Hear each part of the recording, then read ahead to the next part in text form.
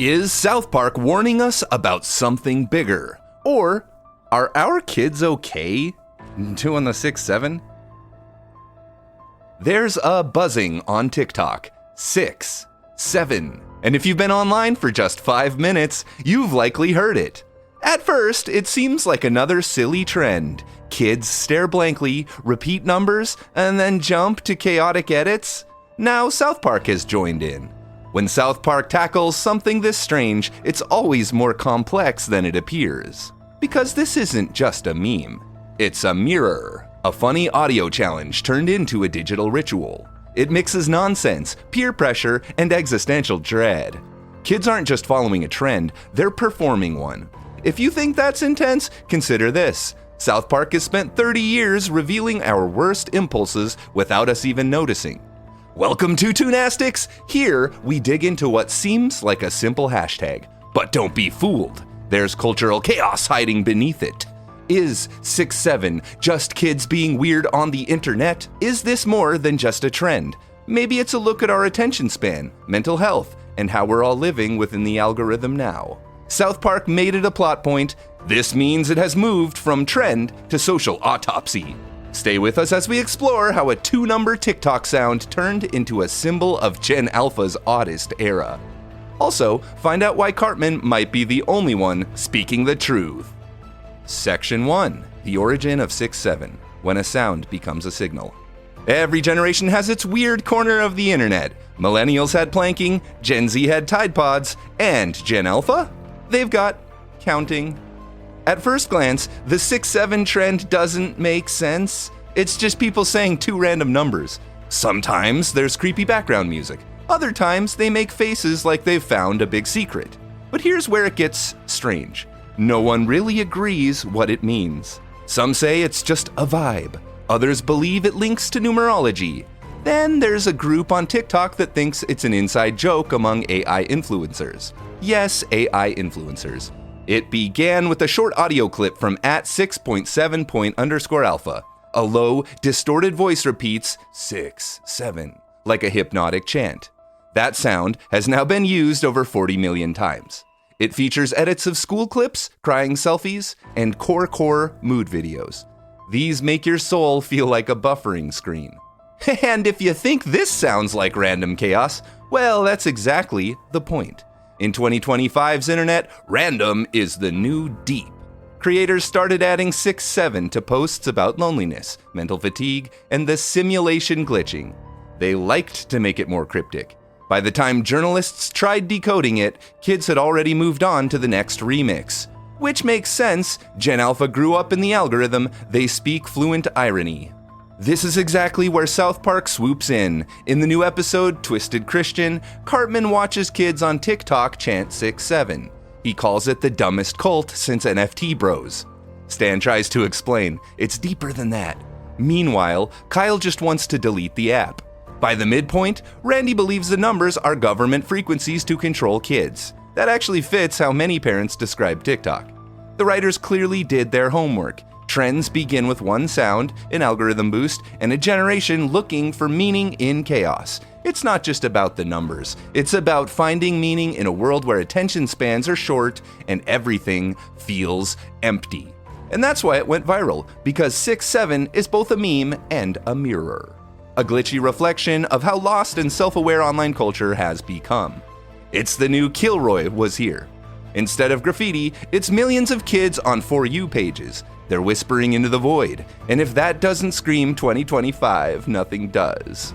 So, where did the numbers really come from? Some say it's based on a deleted creepypasta about the 6th and 7th layers of the web.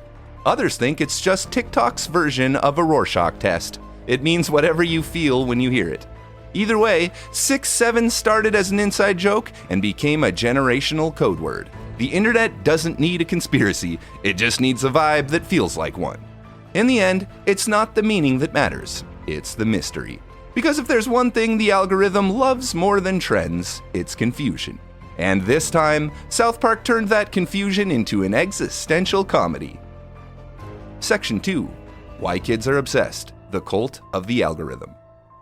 Remember when kids used to trade Pokemon cards? Now they trade dopamine hits. The 6-7 trend isn't really about numbers, it's about numbers of views.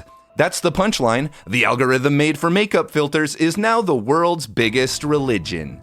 Every cult needs a chant. Every generation gets theirs. Boomers had Buy American. Gen X had whatever. Gen Z had No Cap. Gen Alpha, 6-7. At first it's harmless. Just kids syncing to the sound, throwing quick edits and jump cuts. But the repetition, the eye contact, the stillness, it starts to look like ritual. When South Park parodied it, they didn't exaggerate much. Cartman literally yells, "You guys joined a cult because the Wi-Fi told you to!" And half the class just blinks like he broke the spell. It's funny, but also uncomfortably accurate. The line between participating and performing has evaporated. These trends thrive because the algorithm rewards engagement, not meaning. Say 6-7 enough times, and TikTok pushes you to everyone else saying it. Instant community, zero context. That feedback loop feels amazing for a bored 13-year-old. One post gets a few thousand views, they feel seen, even if nobody knows what they're saying. It's attention as identity, and when South Park mirrors that, it hurts because it's true. In Twisted Christian, Kyle runs a mind wellness club to detox from trends. Within minutes, the club becomes a trend. Kids start filming themselves detoxing from detoxing. Randy brands it as Mind Wellness Energy Drink, because nothing in South Park stays pure, and nothing online does either. The show shares a key idea. TikTok trends spread because they're funny and align with the algorithm's chaotic preferences. 6-7 is perfect for that. Short, eerie, remixable. It triggers curiosity and confusion. A double shot of engagement. Researchers even call this the paradox scroll. When users see something they don't understand, they stay longer trying to decode it. Every extra second equals another signal to the algorithm that the content is addictive. Which means the more confusing 6-7 gets, the faster it spreads. It's literally powered by misunderstanding. And if that sounds dystopian, congratulations, you're paying attention. Kids aren't obsessed with numbers because they love them, they're obsessed because the system made them that way. The sound becomes a status badge. Post it, tag it, maybe trend, maybe not. But you belong. There's also the performance anxiety part. If you're not posting, you're invisible. So even kids who roll their eyes at 6-7 still join in, because missing out is social death. It's not peer pressure anymore, it's algorithmic pressure. South Park captures that better than any news piece ever could. When Butters asks, what happens if I don't say it? The class gasps like he just renounced their faith. That's the satire hitting bullseye, a playground cult built out of hashtags. So why are kids obsessed? Because it gives them a story they can control. In a world of climate anxiety, AI fear-mongering, and endless homework, a trend like 6-7 feels simple. Say it, record it, upload it, you're part of something. For 30 seconds, the algorithm smiles back. And maybe that's why South Park stepped in. They didn't want to mock kids, they wanted to show us that adults build systems for attention, not for understanding. So yeah, kids might look brainwashed by a 2-number meme, but maybe it's the rest of us who programmed the spell in the first place. Section 3, South Park's Twisted Christian, when satire becomes prophecy. When South Park dropped Twisted Christian, folks saw it as just another wild commentary. Randy gets odd, Cartman freaks out, and Kyle tries to make it all right. But this time, something was different. This wasn't just a joke about faith or pop culture. It was a look at a whole generation's spiritual crisis. TikTok fueled this diagnosis. Cartman discovers the 6-7 trend. He thinks it's just another silly internet fad and tries to ignore it. Except every kid in school is obsessed. Even Clyde can't stop mumbling 6-7 under his breath like it's a prayer. By lunchtime, the cafeteria becomes a youth pastor's nightmare. Phones glow, eyes glaze over, and kids chant numbers like a digital exorcism. And this is where South Park works its magic. It doesn't just roast the trend, it turns it into a parable. In this story, the algorithm is the new religion. Randy, of course, starts a new church named Faith Talk. He claims the Lord speaks in viral loops. He baptizes kids in Gatorade. He sells algorithm armor merch. He streams sermons on divine engagement. It's both silly and smart, which fits Randy's style. The brilliance is how South Park frames it all. In one scene, Father Maxi warns the town they're losing their way. But no one listens, they're too busy checking their notifications. Meanwhile, Cartman weaponizes 6-7 to start his own rival cult called 7-6, just to be petty. Within hours, half the school converts. It's petty, perfect satire, a turf war fought with hashtags and faith emojis. Now, on the surface, this is hilarious, the kind of absurdity South Park thrives on. But dig deeper, and it's pure social commentary. This episode isn't mocking religion, it's mocking the replacement of religion. Kids don't need faith anymore, they have fandom. Belief systems built around influencers, hashtags, and trends. And 6-7 becomes the perfect metaphor for that, empty meaning disguised as connection. The satire gets even darker when the adults join in. Sheila begins a Mothers Against Misinterpretation protest. She goes viral and accidentally becomes an influencer. By the end of the episode, even she's sponsored by Celsius. That's where South Park earns its prophetic badge. It doesn't predict events, it predicts behaviors. Every few seasons, it features an episode about a real-life issue. We often overlook these problems until years later. Go Fund Yourself predicted influencer branding, sponsored content predicted micro-targeted ads, and now, Twisted Christian nails the evolution of faith into dopamine.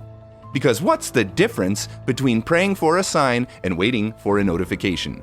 Both are about validation. Both require belief in something unseen. And both, according to South Park, now come with a skip ad button. That line, it's easy to miss, but it's the entire thesis of the episode. South Park isn't saying the new generation is faithless, it's saying they've swapped traditional beliefs for digital ones. These are faster, flashier, and designed to sell merchandise. Instead of priests, they've got creators. Instead of confessionals, they've got comment sections. Instead of miracles, they've got filters. And somehow, through fart jokes and Randy's ego, the show makes you feel the truth. That's the trick of Trey Parker and Matt Stone. They hide deep philosophy under piles of chaos. It's slapstick metaphysics. By the finale, the 6-7 trend crashes when the sound gets banned for disturbing content. Everyone forgets it overnight, moving on to Core Remix 2.0. Cartman cheers as if he has won. Then he finds out his 7-6 fans are now chanting 8-9. Cue the final line. You can't stop stupid. You can only rebrand it. Classic South Park, blunt, brilliant, and painfully on point. The writers aren't prophets, they're just honest, and that's scarier.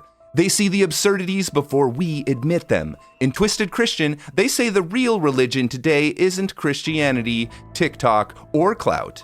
It's belief itself. Belief that something, anything online will finally make sense of the noise. Section 4. The real-world impact. Are we all living in South Park now?